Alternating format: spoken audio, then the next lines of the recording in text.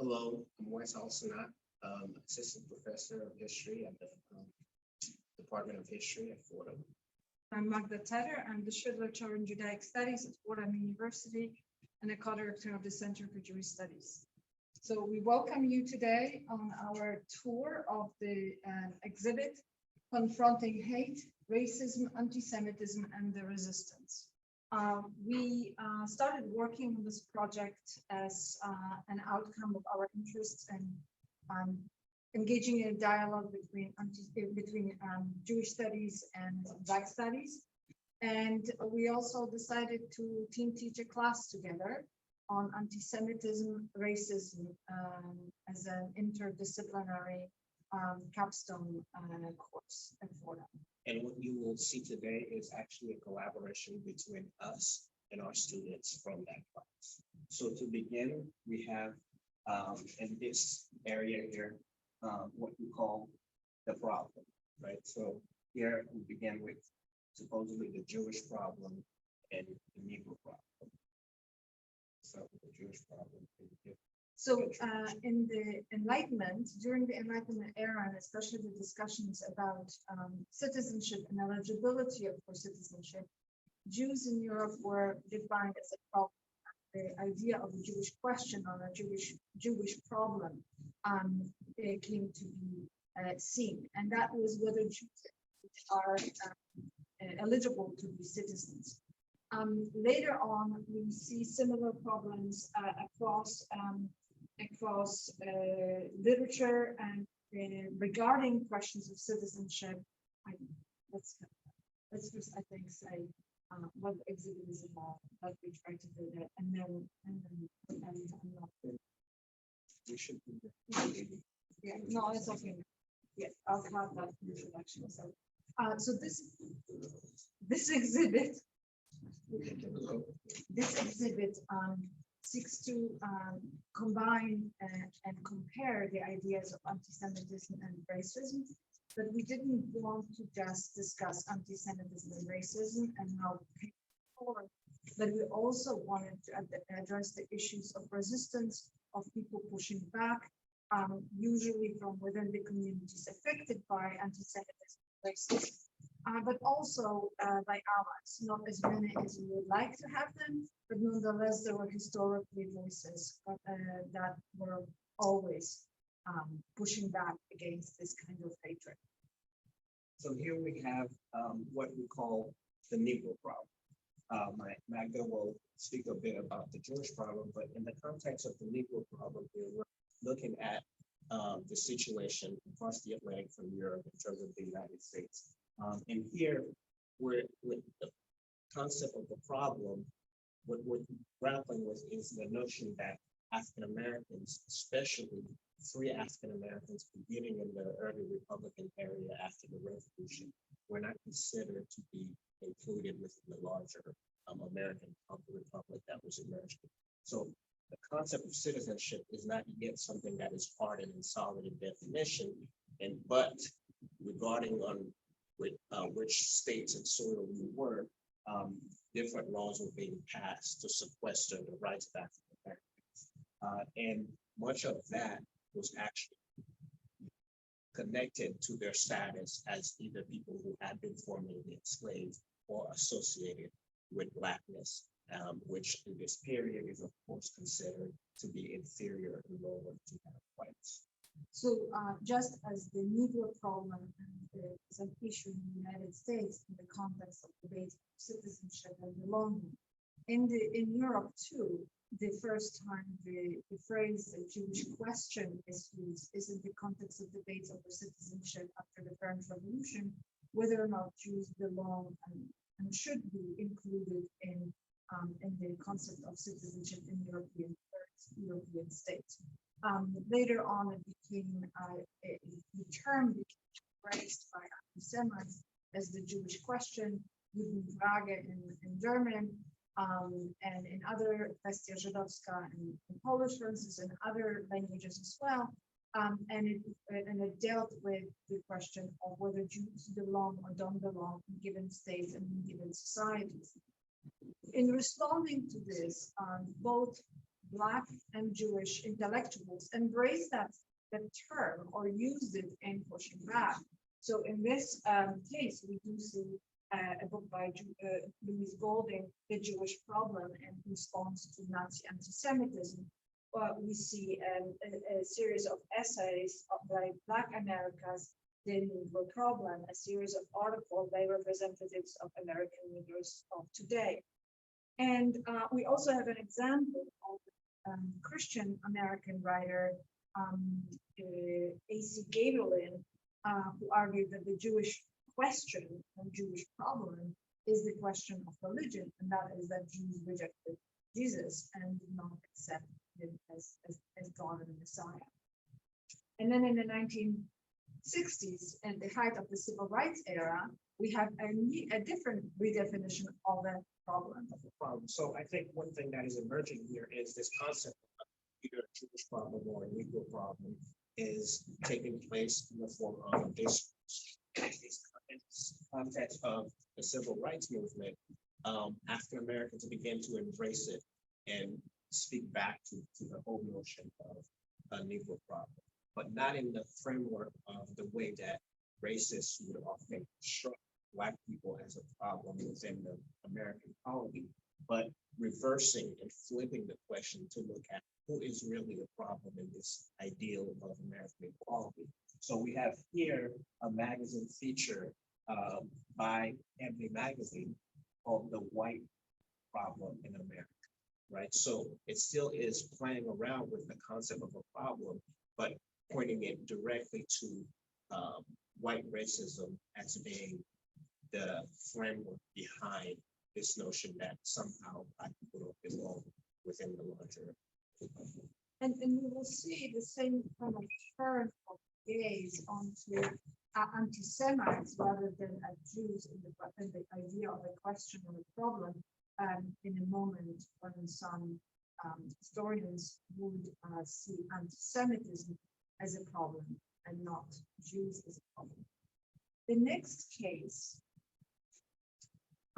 is an example of what we call direct responses. That is an anti-Semitic or a racist piece, a book in this case, that is immediately debunked and has a direct response to. So to start off with, we have here a book by Charles Carroll called The Negro Beast, or In the Image of God. So as it is framed, it's clearly alluding to the idea that somehow Black people are not part of the human race. And you can see the grotesque individuals on the feature of it. And right next to it, it's juxtaposing itself as a response to that very literature. And the title here is The Negro, is the Negro a Beast? And somewhere in there, we actually have someone who annotated, no, the person who had on the book.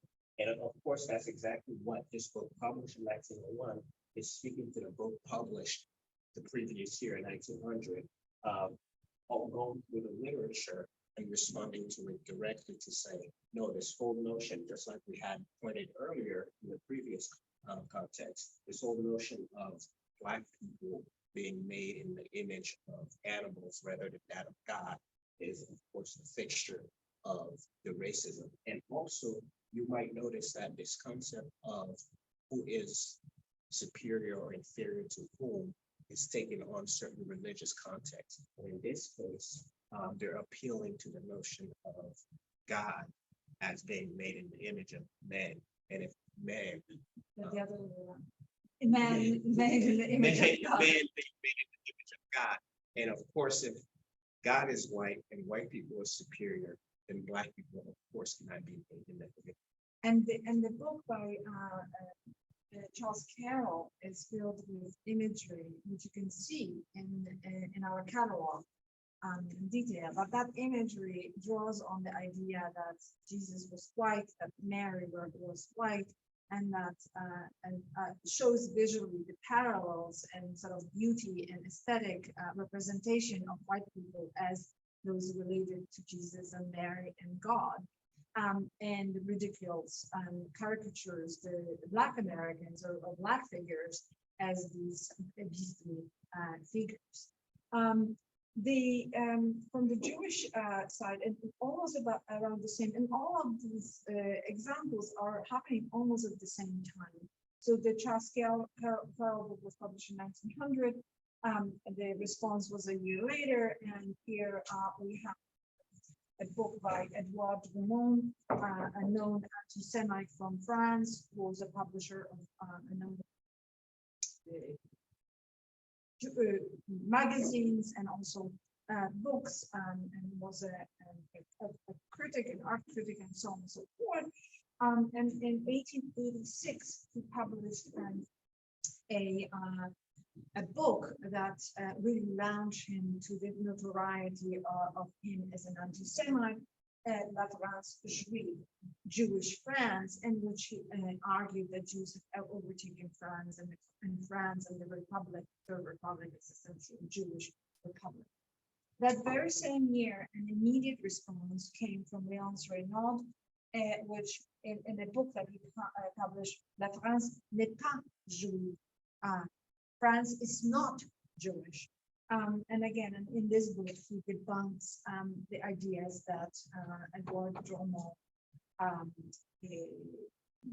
proclaimed in his book. So these are examples of tit for tat kind of responses, direct responses to specific items, publications, and others. In the next case, we have a different kind of a response to anti-Semitism and racism.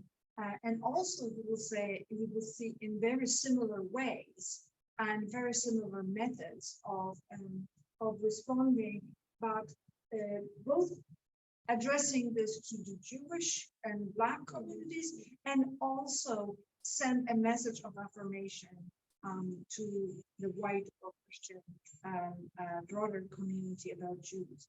And this is what we call contributions literature. That is a literature that highlights talents, contributions of these minority groups who were so caricatured and stereotyped in popular opinion and culture, to show that they in fact have value, should be respected across. So we have a number of books on the Jewish achievement, or a series of contributions, Jewish contributions to moral leadership. One of the most famous examples of that kind of literature is Cecil Roth's The Jewish Contributions to Civilization. And later on, we'll see a 17th century version of that kind of literature extolling the talents and the contributions of Jews. Similar literature developed within the Black community in the United States. So with the Black community, much of what you will see in the literature are a highlighting of the achievements that Black people have set out to sort of accomplish, not only with the help of their allies, but also on their own. And much of the literature that we have here displayed is supposed to give you an understanding of how that takes place. So within that contribution, this literature, here we have one called The Colored American, From Slavery to Honorable Citizenship. So highlight here the word honorable is both a response to the majority in terms of how they're constructing Black people, but also Black people in terms of how they see themselves and view themselves as citizens. And the concept of being a citizen here is very important within that literature, because oftentimes in the conversation as to who and what is an American citizen revolves around what contributions are they making to their society. Black people very much want to show that not only have they sustained themselves as a community that is respectable, as this book here says, From Slavery to Honorable Citizenship, in the context of another book here by W.E.B. Du Bois, a towering figure of African American intellectual activities, we have the gift of platform, right? And much of Du Bois's literature, again, to go back to, we wanted to give you a sense that this is not just about the victimhood factor in terms of what people are facing in terms of challenges, but also how allies, and especially Black intellectuals and activists, speaking back to how they're being framed and constructed. So with the gift of platform, oftentimes what Du Bois is showing is the achievement of Black people from the moment that they escaped slavery to creating communities of finance, communities whereby they built their own public school systems and made the most out of whatever was given to them. And that the magnitude of the progress is much greater than how it is understood or appreciated in the larger society. In the next case, we highlighted the voices of the allies. We call this section standing in solidarity, the allies speak. And that case shows you examples of white Americans pushing back against racism and Christians in Europe pushing back against anti-Semitism in Europe and understanding what the states are. So in the early 19th century, as slavery is starting to solidify more and also more northern states where emancipation had happened, making laws that later on we will have recognized in the South as what were somewhat Jim Crow laws. In fact, there was a very famous movement to have free Black people expelled from the country and resettled in Liberia. And William Lloyd Garrison, who later on became one of the most famous abolitionists of the 19th century, was himself a follower of the colonizationist movement that tried to expel free Black people. But in his encounter with Black people who were pushing back against that whole movement, he had a conversion and a change of heart. And by 1833, founded the Liberator, which is the newspaper here that we have displayed. And one of the newspaper's motto is, "Our country is the world, our countrymen are all mankind." So by 1833, not only has the abolitionist movement moved from a period of just gradual emancipation, but freedom for all enslaved people and immediate citizenship for Black people. So this concept of all people belonging to mankind was itself a revolutionary idea that had not been promoted during the revolutionary period. So here, for the first time, allies and free Black people, as well as just Black people more generally, are coming together to create a mass movement, which later on will culminate into the radical Reconstruction amendments that we eventually give citizenship. And to stay within the theme of anti-racism and white responses to that, we have a book by Margaret Lesley, Colorblind, a White Woman. And this is a book that can perhaps be paralleled with a book that was recently published by Robin DiMaggio, White Fragility, in which a white woman indeed is looking at how white society treats Black people. This came out of Lesley's own experience, both in the first chapter, she sort of maps out how she came to understand how she as a white person was thinking and treating Black people, even when she wanted to treat them fairly and which again, a white woman indeed looks at white society in America. Lesley, in the first chapter, examines the way she herself came to understand her own prejudices and ways that she even if in good and positive spirit dealt with Black Americans and the way she may have been speaking with them, to them, about them, not even maliciously, but how the race hierarchy in America has shaped her own thinking. But the impetus for the book came after she worked in a canteen in Times Square, serving American service members coming back from World War II.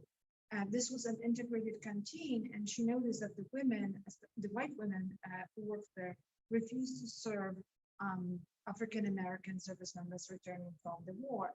So she describes in this book how she addressed this issue with the women, trying to understand why they were refusing and how they were refusing, and then tried to address this issue. And she was inspired then to write this book to speak more broadly to white Americans about these issues. And after World War II, this really became an issue of why Black Americans fighting in World War II to return and are not treated as equal citizens.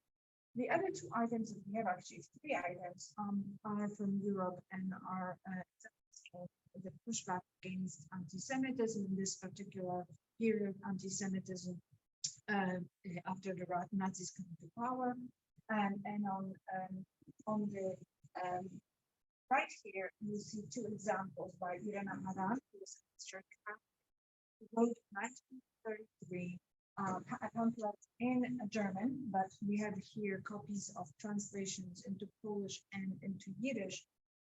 This or that, the truth about anti-Semitism. And if you take a look carefully, you can see here that visually this choice, this or that, is represented either by a swastika and Nazism or by scales of justice. There's nothing in between. This was a moment where people had to take sides, and that's what the pamphlet tries to push back. The other example comes from James Farkas, who was a clergy member, an Anglican clergyman from England, and a scholar, and he wrote a book here, An Enemy of the People, Anti-Semitism. And you can see here what he's using the phrase that the Nazis used to discuss that Jews were the enemy of the people, and the Jews as the enemy of the people. He is saying, no, the enemy of the people is anti-Semitism. And in some way, it does the same thing as what the case with the problem was. It shifts the gaze onto not Jews as a problem or as enemies, but on the anti-Semites. Show that African Americans and most diverse form of labor, but in physical, often backbreaking labor in the cotton fields, on oil rigs and shafts and so on and so forth. But also in this case, showing African Americans paradoxically in some supposedly humorous ways, as lazy, as thieving, and so on and so forth. Essentially affirming all these anti-Black stereotypes. Similar humor was used, and cartoons and postcards were used in anti-Jewish propaganda, popular literature and popular culture. We have examples here of a from the 19th century stereotyping Rothschild as this power-grabbing,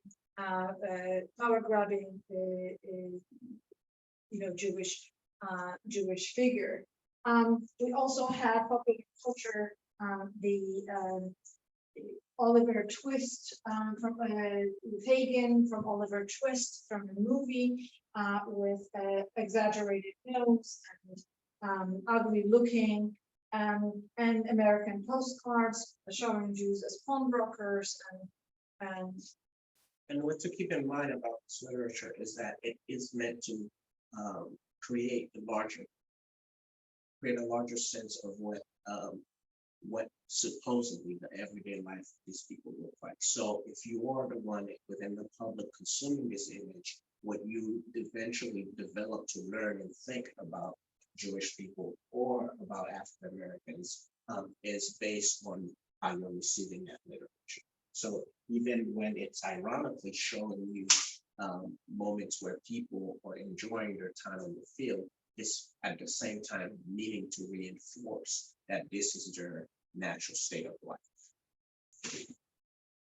In this case, and you can see better in our catalog, we seek to push back against this idea of the Jew and the Negro, although, and it was an inspiration, really, the James Baldwin clip from 1963 in PBS, in which he says, I am not, and he uses the N-word, and a Negro, I'm not an N-word, and if I'm a man, and if you see me as an N-word, then you have to ask yourself why you need one. And the same way that the Jew was created for the needs of anti-Semites, so was the Negro. Here, in this case, we're trying to show how African Americans and how Jews wanted to see themselves and presented themselves. They were, as Baldwin would say, men or humans, not the distorted caricatures that we've seen in the previous case. So we see here, on one hand, we see a Russian and Ukrainian or Soviet Jewish family. One of the members left in 1923 for Palestine and then and settled there. And he was not allowed to return to visit his family until 1960. And we see photographs of his friends who gave him one to women in 1922. We have the siblings, his sisters, his mother, his father, his siblings later on, his family members as soldiers of the Red Army, and so on and so forth. These are images that they wanted to preserve. These are the images that they took. And also within this box, to sort of give you an idea of just how, in this contrast between what we had before of manufacturing the Jew and manufacturing the Negro, here it's less sort of a manufacturing aspect, but people representing themselves as they are in their actual day-to-day life, but not constrained by the narrow images that we had seen from the other side. So to, in some ways, put into context what Magda was articulating about just how families, for instance, in the side of Soviet Jews, with regards to Baldwin's point about I am not Negro, we see here a little publication by W.E.B. Du Bois coming out of an institute that he founded at Clark Atlanta University to very much do that kind of research on Black people and then put it out there to show them as they perspective in their lens rather than how they're being constructed and manufactured. And I just want to add the other photographs that are there are of Black Americans through this cabinet photography that was very popular at the end of the 19th century, in which people would go and take photographs, but instead of having them printed on just photo paper, they were printed on a postcard type of paper, where on the other side you have space for address and the text. So this was, you could see almost a direct counteraction of against those postcards that were so ubiquitous that we've seen with racist and anti-Semitic imagery. But these were postcards that they were sending to their families of themselves to convey their who they were or who they wanted to be seen as. This case deals with pre-modern period. Actually, it's two cases which we'll see deal with the pre-modern period. One, and this one deals with the anti-Jewish libel, with the medieval lie that became very ubiquitously known in the early modern period thanks to the technology of print. And that is the blood libel, the accusation that Jews killed Christian children, which emerged in the 12th century and then spread around Europe and became well known thanks to printed products. So what we see here, we see an example of 2 pages from the Hartmann Schickel's Liber Chronicorum, or known as the Nuremberg Chronicle, displaying the 2 most famous stories, lies, they were not always cases, of these anti-Jewish libels. One is the legend of William of Norwich from 1144, the first known story telling that Jews crucified the boy, but it remained part of just literature and lore. And then here's a Simon of Trent from 1475 and an image, a page from that. These pages were in a book that you can see here at the bottom one. It is not the original that we have, but it is a 1933 facsimile edition, which is significant in and of itself and the history of dissemination of these images. So the images above, especially the Simon of Trent, is now ubiquitously known. If you ever Googled ritual murder or blood libel, that image will come up. But it was not known until 1934, really, because this book was published in 1933, and a year later, Nazi propagandists began to use this in their Der Stürmer and other publications, which then spread to other fascist Italian publications and anti-Semitic Polish publications and others. So Nazis reintroduced this imagery into Europe, and this is how it enters now the neo-Nazi and white supremacist ecology of knowledge that we have now. In fact, Simon of Trent from 1475, that story was used as a justification for the shooting of the Jewish synagogue in Poway near San Diego. But as we always do in the whole of the exhibit, we also wanted to show you the ways of pushing back. So here in the middle shelf, we see the pushback. This is a book by Isaac Cardoso, Las Excelencias de los Hebreos, the Excellencies of Hebrews, published in Amsterdam in 1679, in which in the 2/3 of the book, he essentially engages in the contributionist literature of showing the excellencies of the Jews. And then in the last third of the book, he addresses all the calumnies against Jews, all the accusations, all the false stories, including that of blood libel.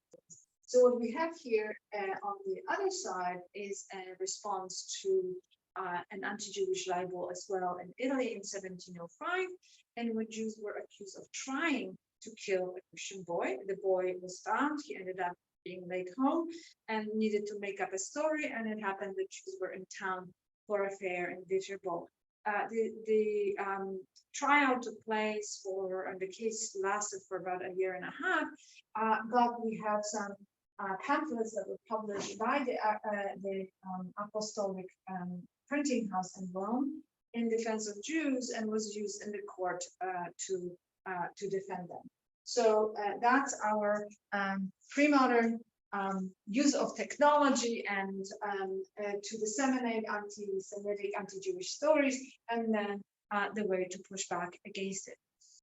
So here we are talking about the Enlightenment and how it influenced or contributed to construction of racism, of race, racism and anti-Semitism.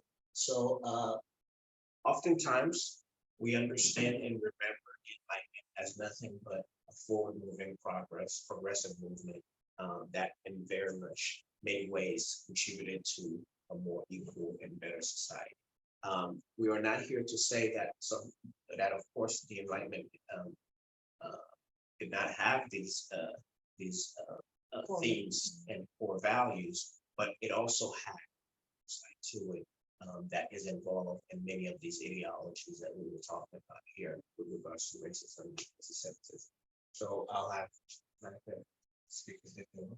So during the Enlightenment era, we see both the desire to this is at the height of transatlantic slave trade, and the desire to understand why Africans are different from white people. The Enlightenment also addresses or leads to the conception of Western European culture as the pinnacle of civilization. In fact, the word civilization becomes used at the time in the way we use it now, and everybody else who was less developed than the Europeans, especially the philosophes, was uncivilized, savage, and backward. So these ideas get introduced during the Enlightenment era. But what we see also, we see this need to explain the races, and we need to explain this in the concept of that of progress. So, And yeah. so whereas before, in some of the literature that we actually talked about, God or religion was used as the explanation for the differences and what makes one superior or inferior. The Enlightenment, as part of its legacy, is meant to displace religion and bring in more sort of rational and logical thinking.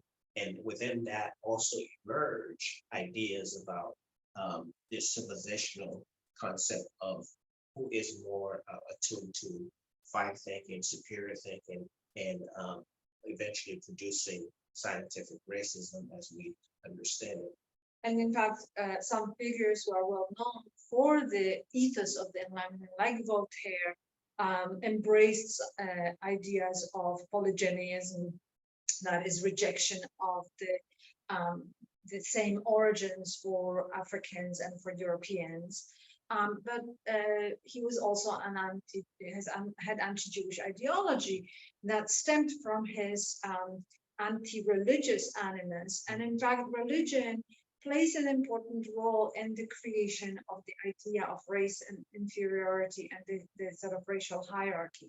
In fact, the very earliest works that deal with the descriptions of the world and different cultures, different groups, are books about religion. So here we have a book from 1666. This is a French edition of a book that was originally published in 1652. The views of all religions of the world and the lives of certain notorious heretics.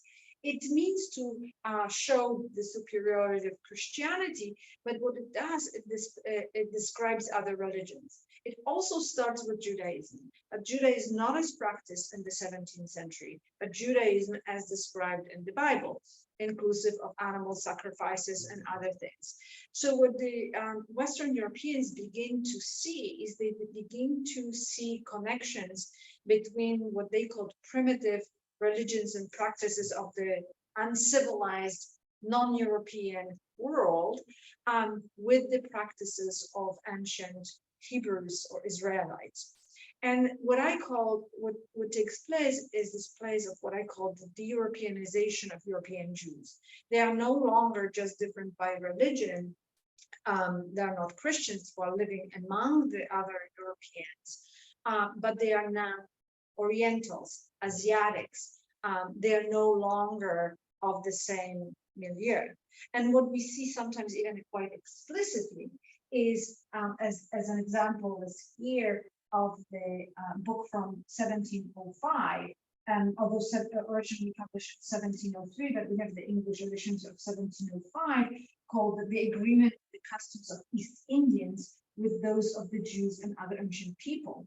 The page on which we displayed it, and again, you can see it in the catalog, is the page displayed on the charming of the serpents in India. And the text talks about Moses and what he did with serpents to draw some of these parallels.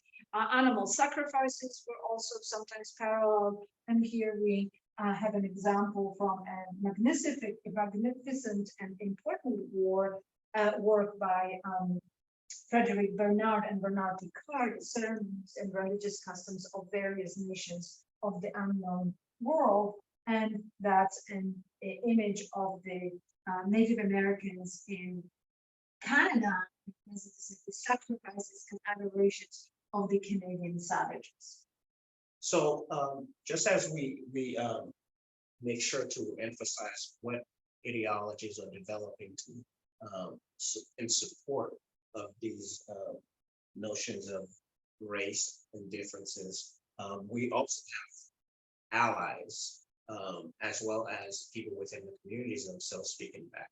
So one of the most famous books that actually was published in France in the early 1770s, which later on, by the mid 1770s, will be targeted by the authorities throughout the French society, was this book by Abbé Pierre-Guillaume Thomas Alcenat.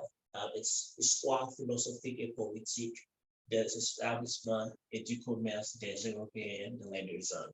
Medusa, here we're talking about the West Indies, especially the French colonies, which included Saint-Domingue, which is now today's Haiti. So now the book targeted for actually speaking against and in some ways giving a better anthropological perspective as to who the people in the Indies are. It also predicted or was foreshadowing later movements that would come to be in the Haitian Revolution. So that by the time we get to the French Revolution, from 1789 onward, the book was especially taken out of publication, precisely because many racists and detractors who were against the Haitian Revolution and the notions of universal equality for all targeted this book and tried to remove it from publication because it was believed or blamed for having inspired some of the uprising like enslaved people. And as we have the pushback against the slave trade and slavery, we also display here two copies of a book that was published or prepared by Antoine Brunet, which was first published in France in 1769, and we have here the French edition and the first American edition, which was published in 1795, Letters of Certain Jews to Monsieur Voltaire, containing an apology of their own people and of the Old Testament, at a critical reflection. And we opened it on a page which we thought kind of encapsulates the complexity of the Enlightenment, that it has both these praiseworthy ideas that we all associate with the Enlightenment, but also those prejudices that are still with us as well. And the text that we opened it says this: but why does Mr. Voltaire, who was born to enlighten the world, add to that cloud of popular prejudices which have been heaped upon the professors of their religion, that is the Jews, to the scandal of humanity? How could this great man, in the spite of his understanding and his heart, in contempt of reason and truth, fall into such an absence of mind? For what more gentle term can I use when I see the enemy of prejudices yielding up his pen to the blindest profession, that common tool of calumny, a monster which he has so often felled to the ground? These two cases deal with confronting racism and anti-Semitism in art and scholarship. These two are related. They also show you these chronological parallels of these similar discourses and methods. In this case, we are showing two examples in which art was used to push back against anti-Semitism and racism. One is a book by Alain Locke, The Negro in Art, published in 1940. And the other one is Lionel Weiss, My Models Were Jews, published in 1938. So to stay in touch with what we had talked about earlier with regards to this contributionist literature, you could look at this as somewhat similar here, where Black people, in the context of this art book by Alain Locke, is showing you their own life, but through art as they're framing their own community, right? So here we have the portrait of a woman. On the other end, we have this sculpture. And it's also significant that we chose to go with Alain Locke here, because he himself will have been a large figure within the rise of the Harlem Renaissance, which for now we remember to this day as having contributed so much in the literature of America, as well as in literature. And the new Negro. And the concept of the new Negro. And the idea here is a new Negro, and we're operating somewhat in a post-war environment. So this idea of a new Negro is one who's coming up into their own and who's no longer going to be relegated in the image of what society would make of them rather than of themselves. And this is very important because here we're having a migration that is continuing, that started already in the 1920s, but continuing, where African Americans are coming in droves to the North, where they will have had much more room to actually produce so much of that literature and make an impact on how really just distribution of their own imagery is being seen and received by others. The book by Lesley East, My Morals Were Jews, is a direct, actually, pushback against Nazi ideology of Jews as a race and the caricatures that came with it. What Reese is doing is he published a number of portraits of Jews from all over the world, essentially pushing back against the idea of Jews as a race and showing the different faces of Jews. Importantly, the book has 3 essays. One essay is by Franz Boas, a noted American sociologist who worked extensively on the idea of race from a sociological point of view. Cecil Roth, a British Jewish historian, and John Holmes, from an American Unitarian minister and a co-founder of the NAACP. And each of them make a point, essentially, in their essays, whether through history, through art, or through science, or through experience, to respond to that idea of Jews as a race. The second case, which you see here, deals with the role of scholars in this whole story of anti-Semitism and racism. So just in the same way that we highlighted the Enlightenment and whatever positive contributions it had to make, it also had these negative contributions that we showed you. Here we are also spotlighting the role of scholars, what type of scholarship scholars have contributed to notions of race and how we understand Jews or anti-Semitism. So one of the first books to take note of here is Reconstruction, Political and Economic History by William Dunning. So Dunning was one of what you could call the father of Reconstruction historiography in the late 19th century and much of the early part of the 20th century. And much of that historiography communicated this idea that somehow perhaps the emancipation of enslaved Black people, and as well as giving citizenship through these radical Reconstruction amendments, may have been not only a failure, but a mistake, given that Black people were not ready for citizenship, along the very notion of who is considered a civilized subject, as Magda pointed out earlier. So, and we opened the book in one of the pages where he highlighted a photo of Thaddeus Stevens, who was one of the major radical Republican allies that fought for Black citizenship and even considered pushing the legislature to adopt some form of reparations for Black people.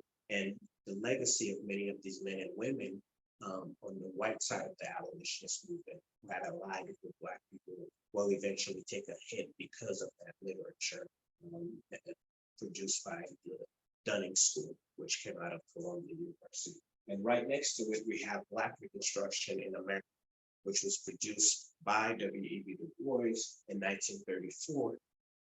And the book here is speaking back, again, keeping in terms of the resistance that some of that literature, that historiography by the Dunning School have been producing. Du Bois gave us a different perspective about Reconstruction, one in which Black people were not only able to transition out of slavery as capable citizens, but he also highlighted their achievement, especially the fact that people who had initially been enslaved are now predominantly literate and founded a whole public education system throughout the South. So speaking directly back to that literature that framed Reconstruction and Black freedom as well as citizenship as having been a failure for.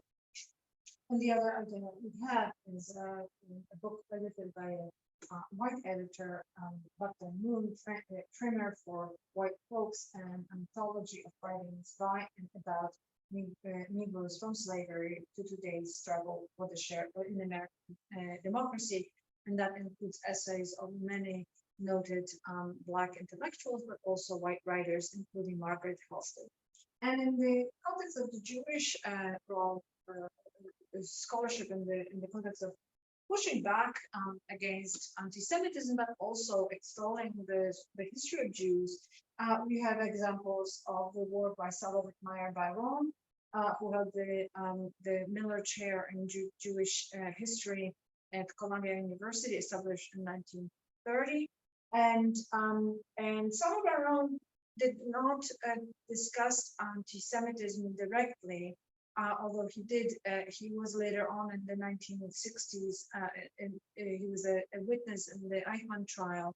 But his work focused on looking at Jews as and Jewish society and how Jews survived if there was any violence and prejudice in this way.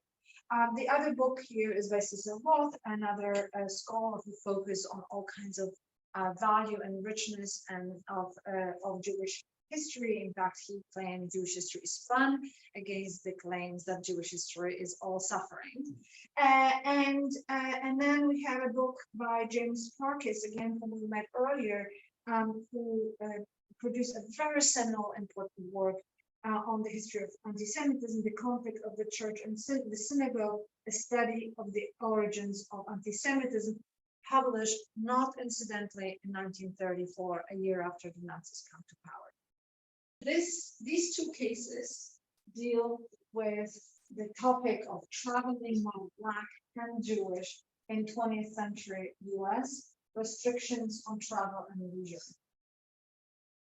And what we have in this case, we show the ways in which Black travelers and Jewish travelers were restricted in travel. We have examples of hotel advertising as restricted clientele or exclusive clientele, or in states where racist or prejudicial discriminatory advertising was banned. Other keywords, for instance, the Cape Cod Captain Bragg House, which has a line that there are many churches nearby to signal that Jews were not welcome. We also have a share to Lake Placid Company signed by Melville Dewey of the Dewey Decimal System, who was a New York State librarian and owner of the Lake Placid Company and Lake Placid Club, which excluded Jews altogether and accepted Black people only in the servants' quarters. It also had a piggery, just in case people didn't get a message where who was accepted, who was not accepted. And an example of the house, which was owned by Quaker brothers, who were fighting for social justice, but nonetheless, which excluded Jews in high season between May and September. And in this case, we have some, but I'd like to have the Green Book by Victor Green.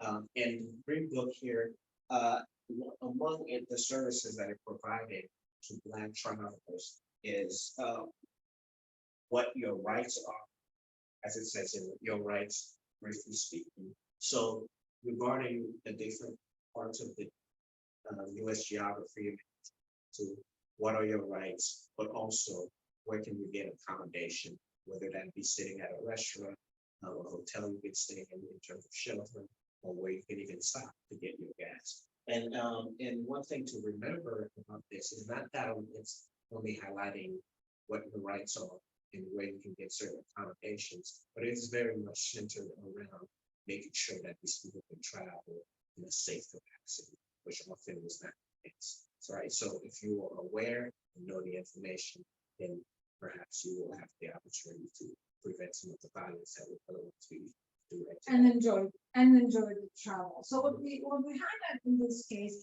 is the tools that Black Americans and Jewish Americans developed to assure that they can travel safely and enjoyably. What we have examples also Jewish resorts, especially those in the Catskills, and just as much as the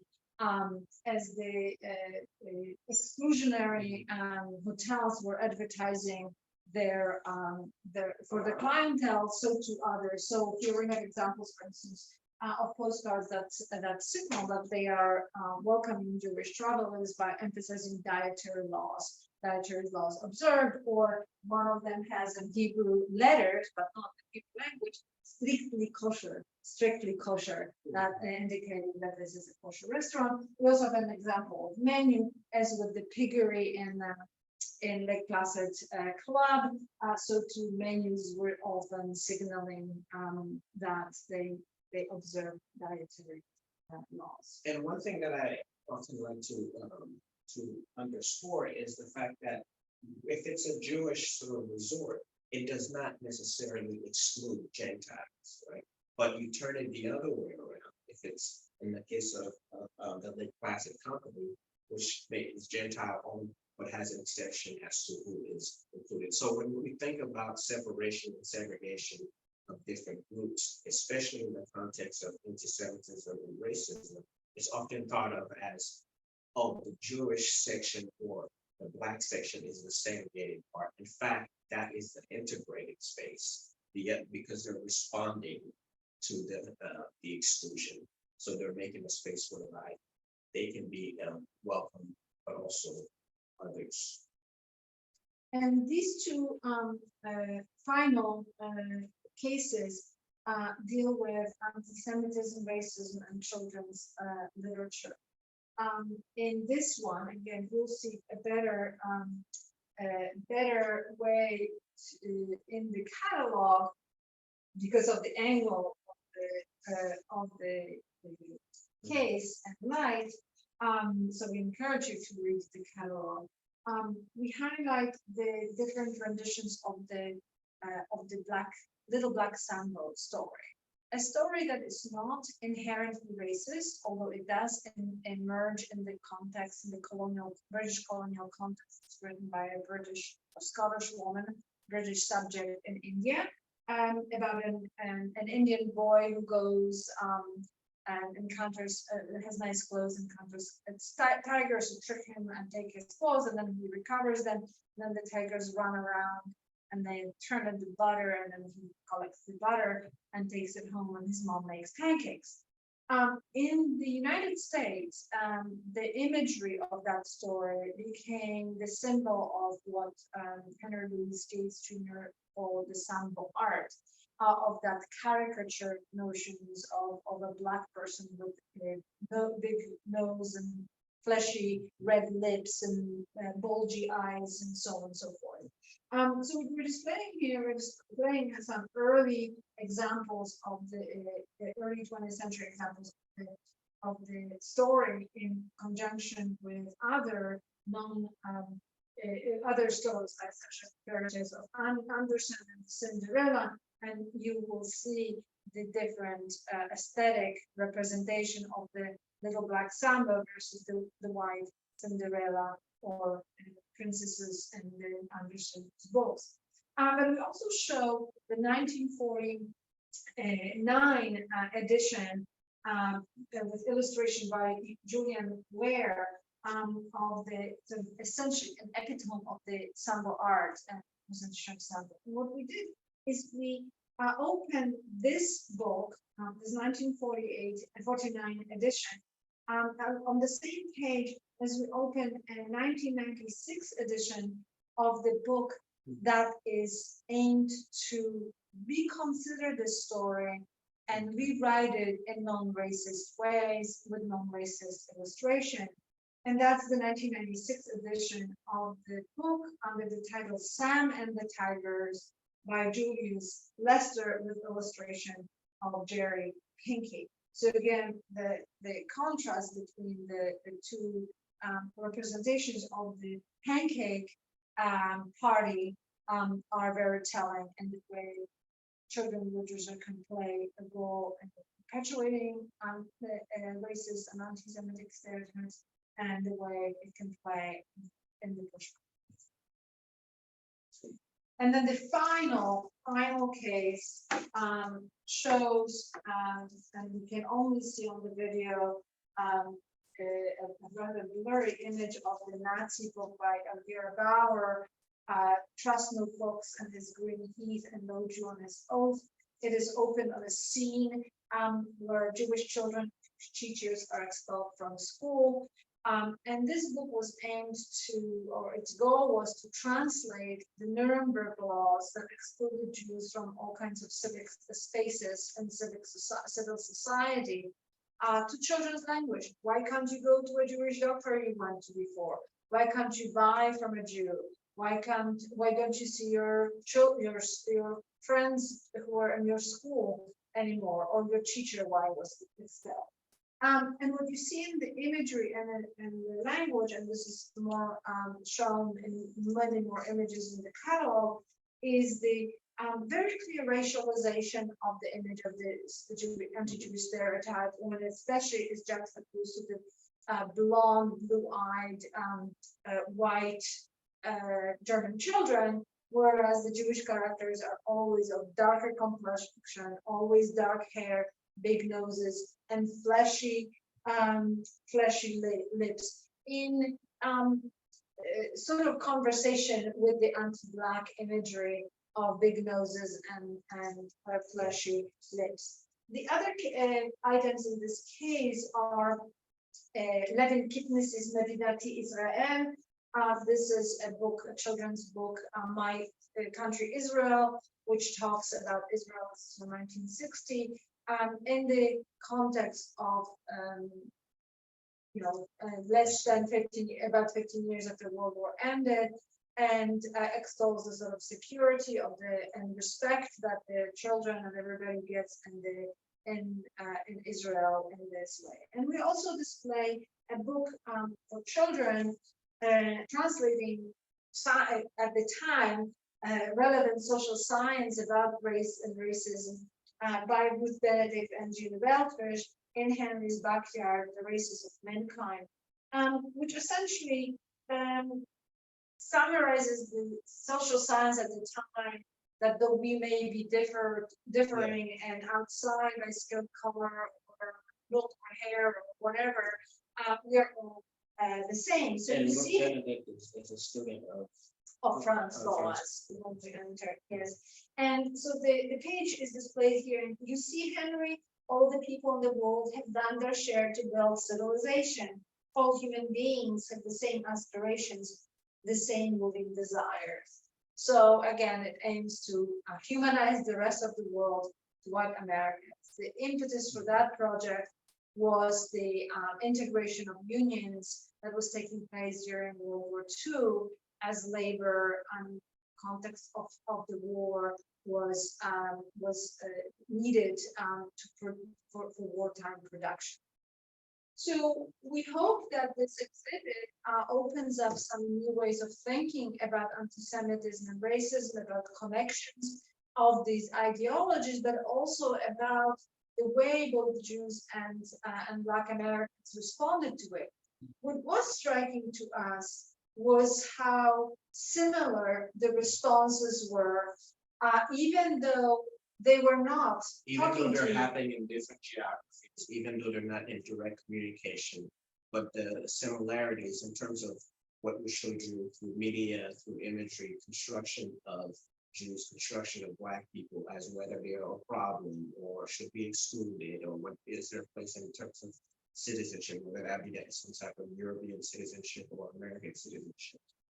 So as these things are developing in parallel to each other, also emerging in parallel is what Jews and what Black people are producing for themselves against some of these narratives. And it's only fitting that we end with the literature that tries to speak back to it through the perspectives of how we educate children, because we are hoping that this exhibit will do the same for all of us and for you too. And we're also encouraging you, as you're watching this, to pass on the message. Yeah, and download the catalog and take a look at the images and the explanations and all of the work is a product. Our work with students, so you will see on many of the descriptions and explanations the names of the students who contributed to this exam. So thank you so much for watching and hope you enjoyed or at least learned something new. Thank you.